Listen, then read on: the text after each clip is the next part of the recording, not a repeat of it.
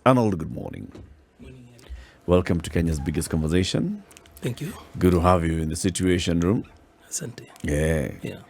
Umelala wapi bwana? Nimelala tu kwa nyumba. Why are you bothering to ask that question? How is it his business? Yeye kwa nalala wapi? Anauliza watu asubuhi wamelala wapi? Sure. Watu wengine hata hawakulala. Wengine hawajalala. Yes, tulilala wapi? Looks like today he has got an inspiration in looking at statements differently. Oh, that's an everyday occurrence. So the difference is a daily occurrence. Arnold, happy Jamhuri Day. Happy Jamhuri Day to you. I ran a few minutes late because Hence the question. There is an activity around Nyayo Stadium. Something for those of us who come from the other side, you have no other way of, especially if you didn't use the expressway. So. Yeah, because they've closed this thing here. They've closed what? There are a lot of Where are you bottlenecks coming around. from? From Langata Road. So there is no other way of actually like joining the expressway without, from where I come from, without necessarily going through Nyayo Stadium. Okay. Yeah. This man needs to be taken around a tour of Nairobi so that he can also see that from Langata Road you can use the southern bypass. No, the kind of Nairobi I came from. This is the answer now to that question. Okay, the kind of Nairobi you answer is came. coming. Okay, please go on. The kind of Nairobi you came from.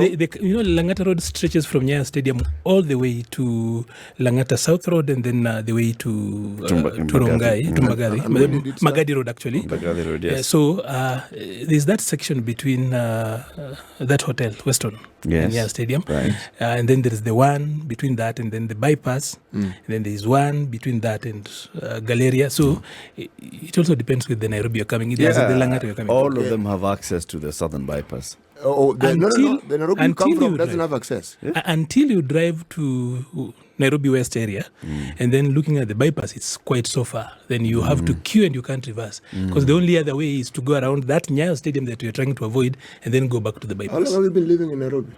I was born here. Okay. Yeah. This same Nairobi. Yes, I was born here. Okay. But then I was born on the other side of town. So you understand. We are now understanding. It's okay. You're now in Nairobi of up. All right, sir, Baba. Upper Nairobi needs a map. Ask Mark Bichachi, who is a communication strategist, who has lived for many years on that side of Nairobi, where there are trees and all. Yes, where you went to visit over the weekend. Where there actually lives. Yeah, where there are leaves. And monkeys that can enter into your house. Oh, true. And terrorize your 8-year-old son. Yes, I have experienced that. But also, he's actually later than you. So No. Wonder. Let me tell you, I have no excuses. I just have lost the skill to wake up early on a holiday. This is a fault of my own. I take full responsibility, not traffic, not the tarmac, not the bypass. Mark Bichachi is at fault. Not Nyayo Stadium. Okay. I know where it is and I know how to avoid it. I apologize. Nice to see you again. Last time I was here, you were not here. I Prof. was not. And the scrutinizer in chief. Karibu sana bwana. Happy Jamhuri Day. To you too. 59 years of independence and 59 cases of difference between us and South Korea. How do we start counting? South Korea had decided to change the way they count. Okay? So for a long time, South Korea, when a child is born, they're one. They are one. On day one, you're 1 year old. And then, so they've decided, okay, look, we have people who are 59 years old, but they're actually 58. Yeah. And then from the moment you start 18, there's something else that they do. There are people around who are 59 years old, but they're actually 60. So they've decided, you know what, let's collapse this whole thing. That's part of the reason why some of these people are considered old and they can no longer work for government, but they're actually young and they should be able to work for government. So they have changed that. Anyway, gentlemen, karibuni sana.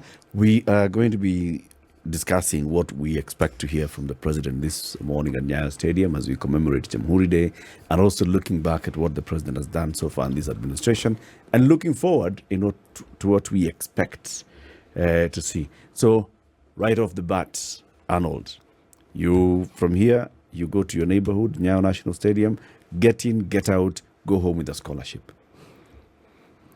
Well, of course, we are going to see a lot of jokes going forward of people who have got a degree from the Arizona University and they graduated on the occasion, or rather in the congregation that was at Nyayo Stadium. But I do not expect that it's anything serious. The president probably was just getting by, of course, mobilizing. If you've been there, I don't know, Mark says he avoided it, but I've been there and I've seen lots of buses. I'm assuming those are so many guys who've come to graduate and not necessarily attend the 59th Jamhuri Day. But be that as it may, of course, we're talking about statesmanship. We're talking about the management of state affairs today. And I think statecraft is difficult. Of course, I'm introducing an entirely different word. Statecraft is quite difficult. It looks easy until you get in. Mark, I think you've had enough experience. I was lucky enough to get into government much earlier and, of course, left when I was young and ambitious and ideological.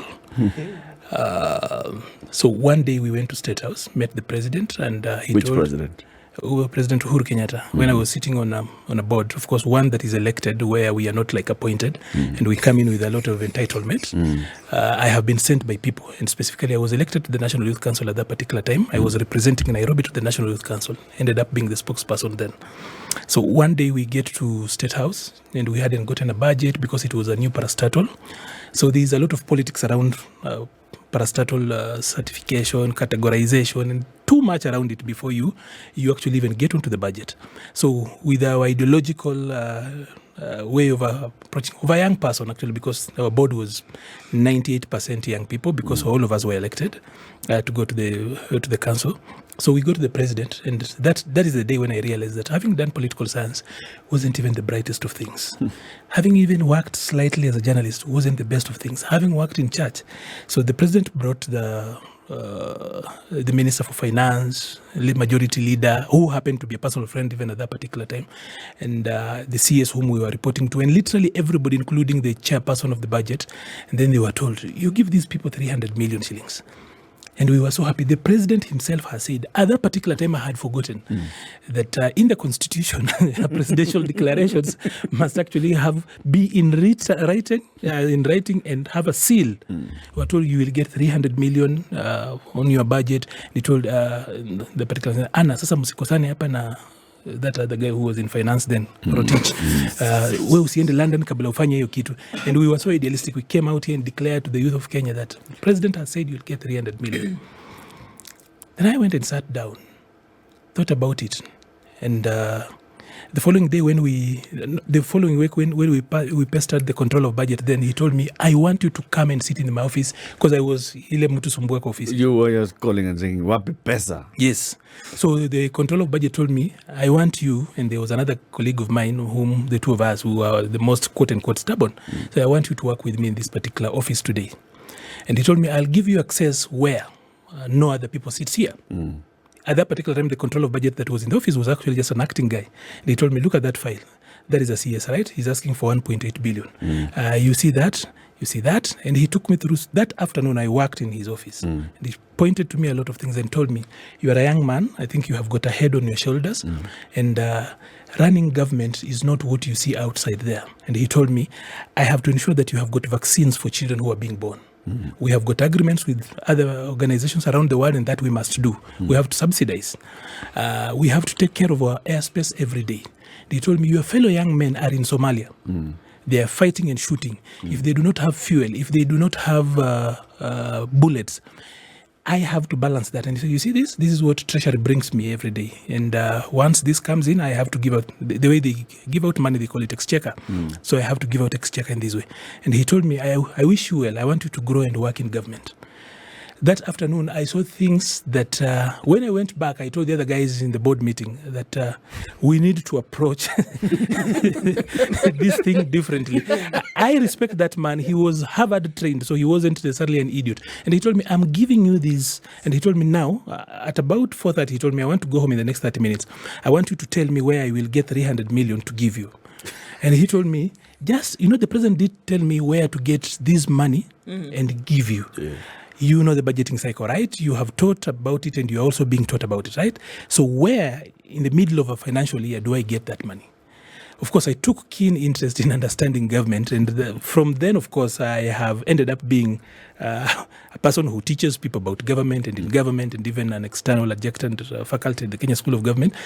But now I know much better that statecraft is much more difficult than what any other person would actually tell you. And that when you see politicians go around here, they know these things, especially those who've been there around there. But then they understand that Mwananchi can only get other things. That's why we speak about people campaigning, whether it's in the campaign in poetry and govern in prose, or you can make it vice versa depending on what you actually, because sometimes when they start now They're talking, governing in prose now. it becomes quite difficult. So statecraft is all this thing that we Yes. hear from politicians, basically, if I am to deduce what you're saying, yeah. they're hoodwinking us. Sometimes they make promises that they know very well are unrealistic. Very much so. And I think having run for office myself as well, I realize that sometimes Mwananchi does not want the technical aspect of it. And they don't care. Like, for example, I'll tell you about the Hustler Fund. But Mark, wait. Mark, just wait. I'll tell you about the Hustler Horse Mark, hold it. the Hustler Fund, for example. I told a number of guys who were preparing it. Of course, I was on the Azmio side. And this thing, Mark will tell you that space is so small. There's me side. No, the political space. Okay. The political space is so small that you know who is where, who is doing what. They're the same people. Yeah. There's a lot of incest, political incest, as in who goes where and who does what. So I know the team that was working on it, and I raised up issues specifically about the Public Finance Management Act and the promise that was being made then. And I told them that I remember I was here in 2013 when Uwezo Fund was promised. Well, initially it was promised 6 billion shillings, and then there was a format they wanted to go about it. But then they met the state and they met the instruments that we have. They reverted, doing it the same way Youth Enterprise Development Fund is administered, the same way Women Enterprise Fund is administered, the same way the Disability Fund is administered. I told them that you people are not going to escape that. Because, and I was told by a very brilliant economist who told me, the law is not, as in we are not made for the law is made for us. Right. And my experience with this thing called governance, or government, whatever way you want to call it, was that, as in I've been there, and probably that forest has changed. But if it's still the same forest, they will face the same challenge. I told them they were going to face the same challenge. We are there as we speak. We are right there. Okay. They've tried to become creative. Nope. They've fallen to the same. So politicians deliberately, and I think that is why the change for the constitution, the call for the tweaking the constitution is one thing that is actually due. Mark and I actually used to disagree on that a lot in the past. We'll get into that. But I actually feel Hold on. all of them. We will get into that. Yeah. Mark, Yeah. when you heard Arnold saying that politicians come and hoodwink us, and on the other hand, the citizen does not want to get into the details, you got agitated. Yeah, and the reason I got agitated is this. There's a thing called the tail wagging. The tail wagging the dog. And the reason why that happens is when you are in leadership, whether as a father, as a politician, in any shape, way or form, there's always the pressure from those you lead for you to do what is populist to them. But true leadership is the ability to tell your people no, even when the most popular thing to do is to tell them yes. And this is what we lack in this country. In this country, we've got a pursuit of power for the sake of power, power by any means necessary. It is that reason that brings us to the place where we sit in a place where a politician will make very populist statements without any backup at all, promise us heaven, and we're willing to swallow it, not because that the people are unwilling to think. If you talk to any Kenyan, especially outside of an election cycle, they appear remarkably sober. They appear remarkably aware of the issues. If you ask someone who's buying unga in the supermarket about what should be done about the economy, they're crystal clear until our politicians get into it and play the game they usually play. So we need to do a shift. What is that shift? That there needs to be people who are in charge of thought leadership in this country. There are people who need to be in charge of pushing this country in the right direction. And I'll give you an example of a country we all know about, the United States of America. There are people like OKC, Ocasio-Cortez, who is leading the left's thought process about the economy, about the environment, etc. The problem with this country is that our leadership has refused to take that role of being thought leaders. Instead, we make populist statements that say, for example, that if you go to the stadium today, you will get accreditation of some sort. Is it a populist statement or is it a lie? Can we just not try to make it sound sexy? It is a lie. Well, here's the thing. I mean, why do we? I like the question. Is it a lie? It is only proven a lie when people attend today and come out without any accreditation. Right now where we sit, it's a populist statement. All right, and I'm not being politically but correct. Populist, you're also calling it populist, you're giving it a negative connotation. Yes, absolutely. Populist moves, let me tell you what a populist move is. A populist move is something that sounds good to the hearer but has no basis in function and reality. So, for example, what attending an event, being able to use your posterior to sit on a bench or whatever, how does that then qualify you for some form of tertiary education? It does not. And that's what makes it populist. That it undermines the meritocracy that we've built. It undermines the ability of a kid sitting in Marsabit. So look beneath the statement. And this is the thing, that we hear the top layer, but you're not looking at what is underneath that statement. So I will give you you will get your education, whatever. At the end of the day, we're not looking at what is needed is for the seats in that stadium to be full. Period. No, of course. Okay? Of course. So now the question is, why then? And maybe people are actually seeing that is the case. Do you really think people believe that at the end of the day they will get a scholarship at 12 o'clock coming out of Nyayo Stadium? You know, there's something very interesting about the human being. Never underestimate the power of stupid. And I'll tell you why. Trump won an election promising people a wall, that it will stop immigrants who have tunneled before into the United States. And 50% of the United States to this day, all right, maybe 47% now, still believe in that wall. You see, there's something about the masses. IQ and intelligence is not additive, neither is it cumulative. If you put 10 people in the room, they are not 10 points together smarter than they were when they were one. Crowds and masses generally behave as sheep. That's just the reality. So why were you getting so agitated when Arnold was saying the same thing? Because the reason I was agitated is he stated as though it is what should be status quo. Responsibility of any leader, even to your children, when you're walking next to the candy section of the supermarket, your ability to tell them no is what qualifies you as a leader. In Kenya, we've decided it's the opposite. That's my issue.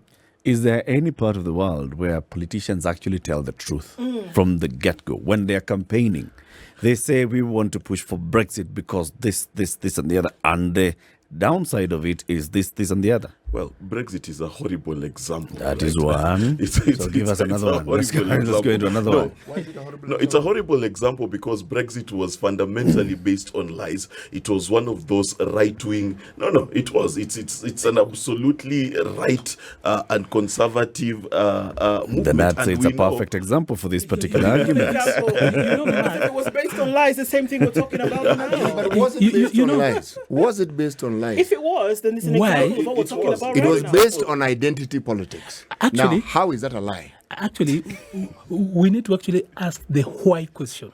Yes. Why do lies become necessary? Because the truth Why? hurts. No, there is something that it's actually feeding.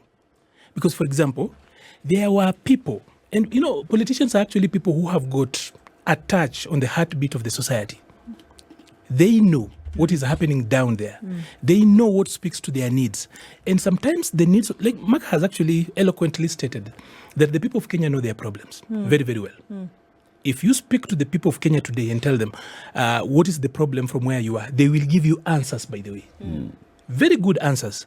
But when it comes to making choices, the same people, not new ones. And we really cannot shift responsibility and put it on politicians also. We must also get to a place where we say, we have seen our enemy and he is us. Wow. You know, a lot of times we really want to actually also are we assuming that people do not have agency and they do not have a voice? They do.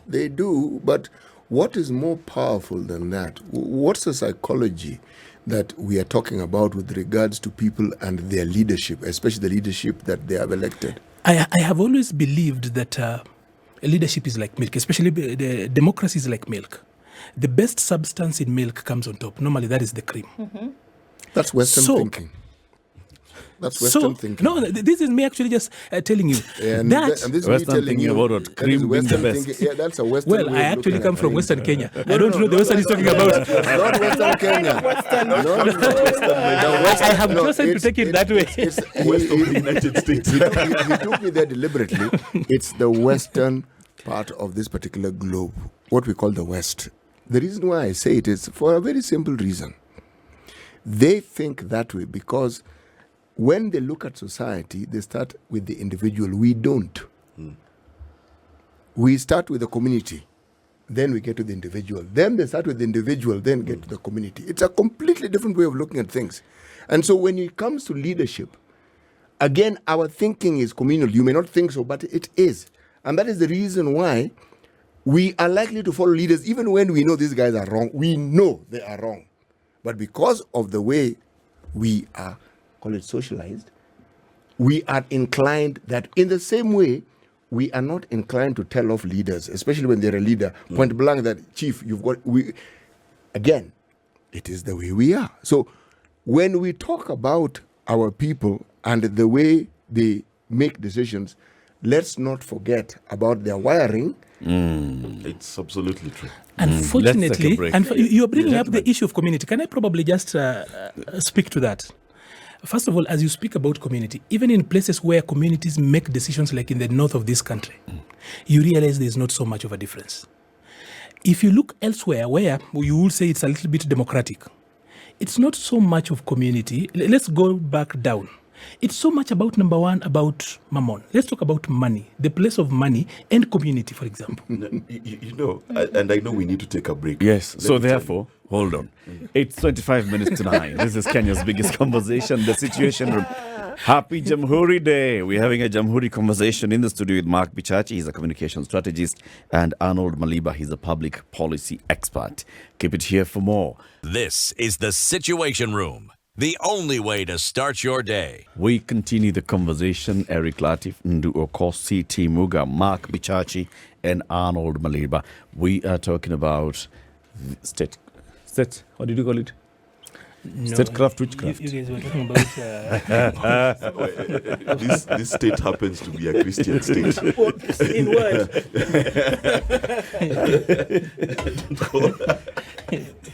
Many promises that have been made by the administration during the campaigns, and now we are nearing just about 90 days into the administration. Mark, have they started off on the right track? You know, we have to be very honest with ourselves.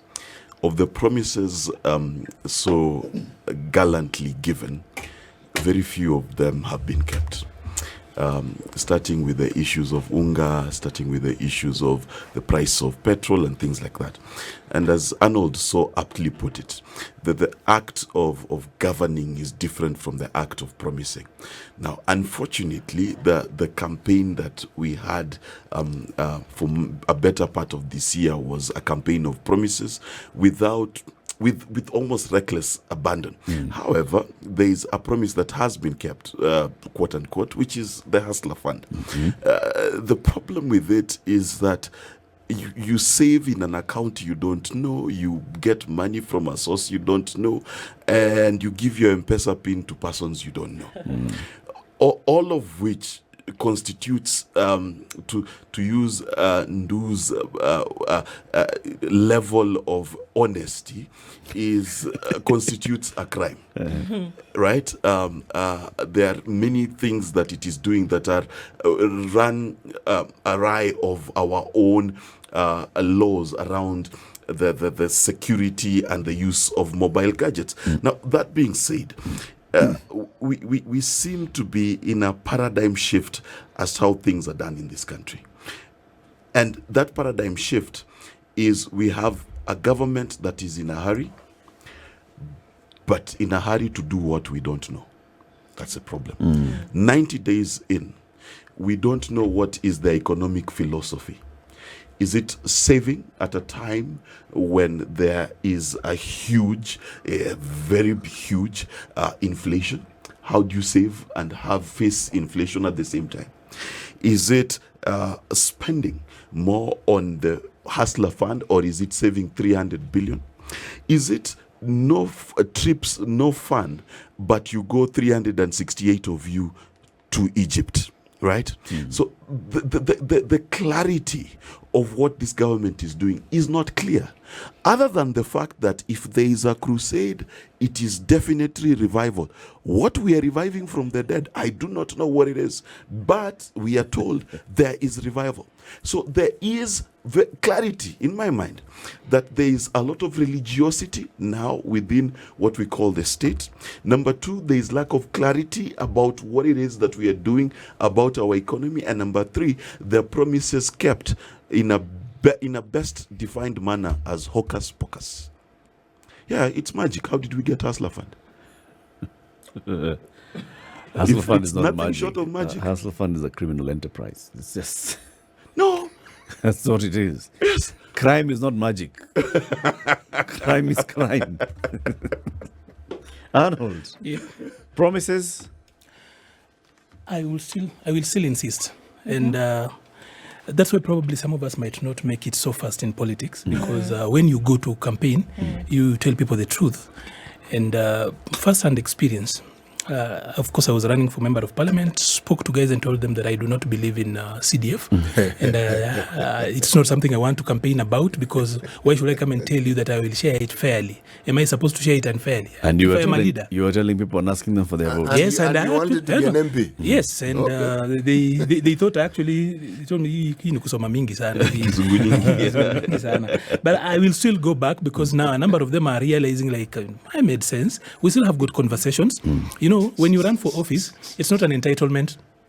It's you're going to ask people, try to sell yourself, and they can listen to you and tell you, wait, go to hell, or you can take it. So when we go there, we do that, of course, understanding that we will not. The people are like God sometimes.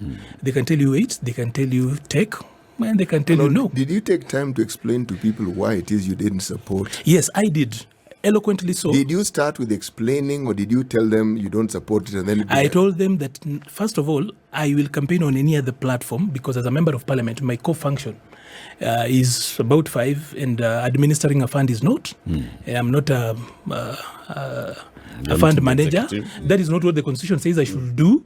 And it's not a priority. And if anyone comes in, because literally I can tell you, 100% of everybody who ran for member of parliament used CDF. As the only thing to actually, and I have friends in parliament, so they tell you I just administered my CDF well, and that is why I'm here. Yep. So we have got a lot of CDF managers masquerading as legislators. They are not. They are not members of parliament, because the members of parliament have got a very clear job.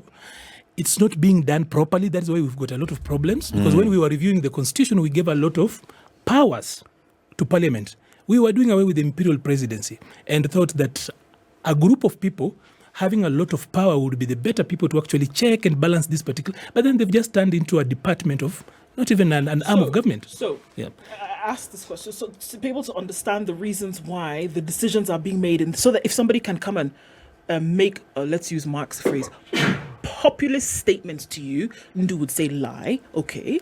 Now, the reason why somebody can come and do that is because this individual who is coming to them, either one, does not have a complete understanding of what a legislator is supposed to do, or has taken the easy route and said, look, there's this CDF which can do 1, 2, 3 with 100 million shillings that you have.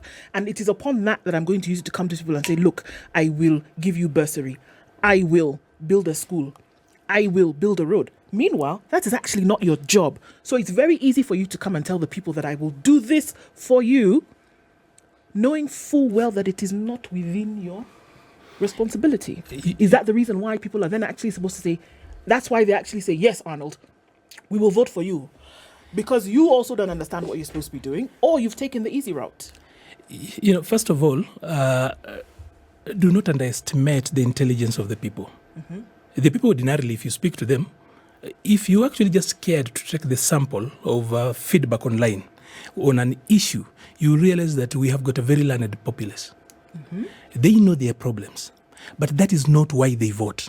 The reasons why people vote are so different as to why they should be voting. Mm-hmm. We are still talking about promises, right? Yes. There were about 9 promises that the administration, that the group that eventually won, promised. And a number of them cannot be realized. Like, for example, from where we start, in your space, you call sub-editors word technicians. Mm-hmm. Those are the gatekeepers of the words that go out, especially in a print setup. Yes. In government, of course, public policy people are referred to as government technicians. So as a government technician, the one thing I know is that the Hustler Fund as is today is illegal. There is no framework sustaining it. It's not been passed, it's not been gazetted, there's nothing around it. Of course, there is the room somewhere, there is the room within the executive powers to play around with that, but how long is that sustainable? So I'm hoping that by the time they do the second rollout, they will actually have put a board in place. No, they'll be in jail. It might not. So let me just go around that. So number one, it is 126 days since we went to polls. It is 91 days since this particular administration was sworn in. Now, I don't know how they are going to count their 100 days, but let me give them from the day when they were sworn in. Yeah. So the Hustlers Fund, partly it's been done, but with the laws we've given ourselves, you cannot rush through the swearing in of PSS, the selection of coming up with the PSS, CSS, and everything else, and even setting up government. Ordinarily, in this particular country, you just need to set up at least 100 days to set up government properly, because people must go to court. There must be public participation. That is the law we gave ourselves, and we must work with it. We cannot complain about that. So you have got the Hustlers Fund, of course, partly done, not very right. There was the promise of 50%. It was said within 100 days of gender balance. That definitely we lost, both at the CS level and the PS level. We're talking about implementing the 2/3 rule. Yep. Other than the presidential memo that was done the other day, that is not implementing it. So of course, it's more than 100 days. Any good person, like all those politicians know, who has been within political spaces, would know that that cannot be done within that particular time. Giving responsibilities to the DP and the Prime CS, that was done in executive order number 1. Act on corruption. All of us know that that can be told to the birds. Yeah, we are acting. Anywhere in any particular we are acting on corruption. Freeing people. Appoint judges rejected by Uhuru. That was done. Funds to counties. A lot of counties have, of course, I've seen counties now receiving money. Within 100 days, I don't know whether we call that okay, but I don't know. Did they want to give it after 200 days? No. Funds to counties was about increasing. And what's it called? Unbundling more functions to the counties. Yes. That hasn't happened. So how do you do that without necessarily, there's something we call the budget cycle. These politicians know it. You can't go outside of that. It is their own law, established by them for us. But they were able to slash the budget by 300 billion. They haven't. They haven't, Mark. You know the policy. You know the budget cycle. You know the budget. They have not. We have not. You see, budget is actually a legislative process. Yeah. Have we seen it on the floor of the House? No, Has the supplementary budget been worked on? No. Not yet. So Mark is just being cheeky as usual. So then funds to counties, we've taken care of that. Lower the cost of living, not yet. Return the pot of by 1 Mombasa. shilling of fuel went down. No, that is 33 shillings, Ugandan shillings. So probably they did it. And then, of course, return the port operations to Mombasa. That was easily done. Of course, it's systematic, so it doesn't always work fast, but at least they acted on that. So I would give them 4 out of, if 10 was actually there. Which are those 4? I'm actually being very Generous. generous in Continue doing being that generous. because I So understand a lot of this. it you're giving out of you No, can, because you can number one, see, I you can see understand some that, direction has been that taken. the PSS who were sworn in last Friday, as in the other Friday. So Yes. effectively, these are the AIE holders. These are the real people who work, right? I'm talking about William Ruto's PSS. Yes. Arnold, Yes. you know governance as well as I do. Yeah. There is no vacuum. There is no vacuum. And let me explain. You see, if you remember how different presidents have done this promises thing, Mwai Kibaki checked into government. His first 100 days, free primary education was a thing, right? Yeah.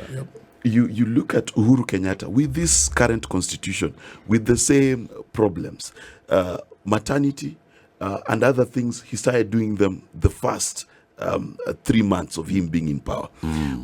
What? Listen, and this is the thing that I'm inclined to agree with and do without saying it. That the problem with this administration is it dated Kenyans the way we used to date in primary school when Kate Sweat was still a thing. I will cross the oceans for you. I'll climb the mountain for Catch a you. bomb I'll to do catch a things. bomb for you. I'll catch a grenade for you. And then when the rubber met the road, both in function and intention, those promises were never meant to be kept. The reason why I'm saying that is you find very little intention, very little desire to do anything. And this is my point. Number one, in the campaign, there was no focus on saving, right? There was no promise. I'll give you 1,000 bob and you'll save 25 shillings. They did. It's in the manifesto. No, in the campaign. Yes. You see, There So was. manifestos campaign. manifestos are not what are read by Kenyan people. Let's just be honest. It was, and but I remember William Arnold, actually speaking repeatedly. Arnold, listen, Okay, there proceed. is no hustler who signed on to the hustler movement expecting to save money. That expectation was not there. You are not a hustler. How did you know? No, because competition research. Necessary. So, listen, the truth is that there has been a paradigm shift between the promises that were made and the reality that Kenyans are living. And if we're going to give an honest scorecard of those 100 days, that is the reality, because there has been no focus on lowering the cost of fuel. There has been no focus on lowering the cost of unga. That is the market truth. Well, What- there's focus on lowering the ask a cost of question fuel. and make You know, this I'll a tell you why. guidance? I'll tell you why I say there's a focus in lowering. Much as the president said we are going to remove the subsidy, that fund that we contribute to when we're buying a liter of fuel, has not been removed. It's still in effect, even this month. It's still being applied. There is money that's actually going to still be still used paying in the for- subsidy. Yes. Every liter of diesel is getting Subsidized. some subsidy. Same thing is happening to kerosene. A little bit of it was also used in this particular month for petrol. So it's still there. So Isaiah moved towards this. The whole thing of him saying, we're going to scrap the subsidy didn't come to pass. Let me Because ask it you, can't come to pass But this is just the like thing. that. Is there a term limit on a promise?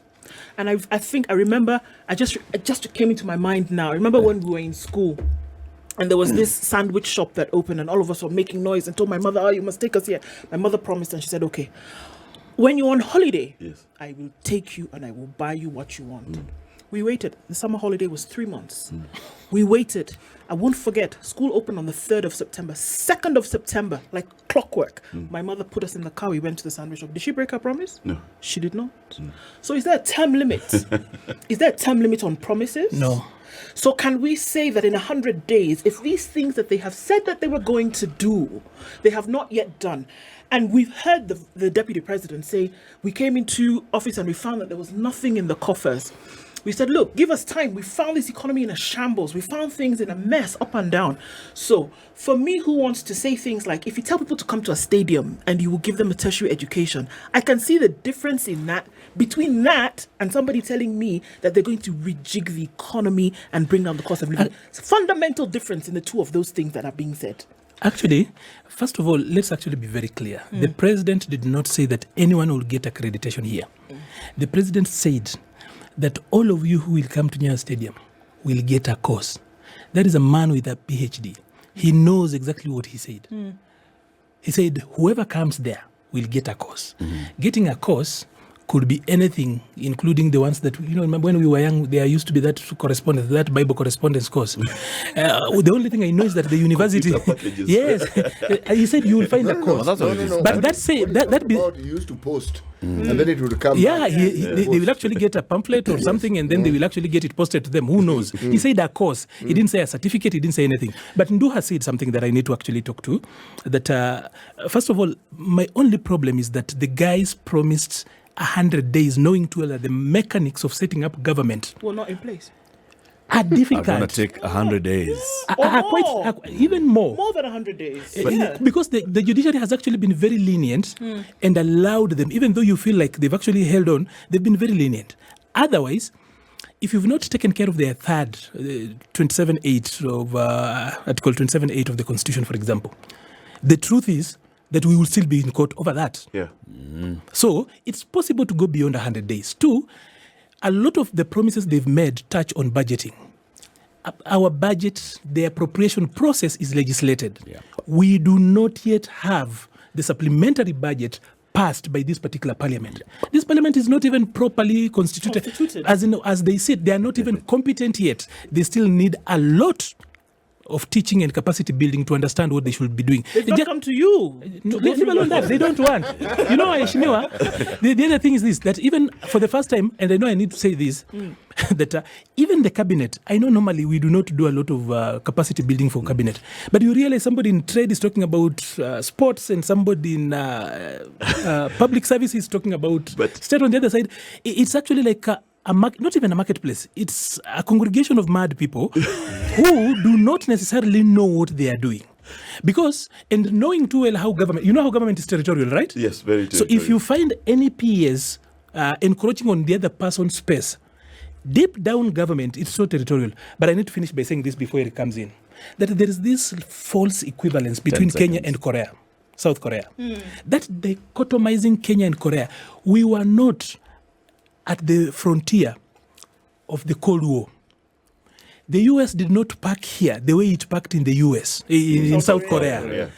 The world did not move. That was not a battlefront. We were not. We cannot be the same. Pause. You will continue. We continue the conversations in the next hour.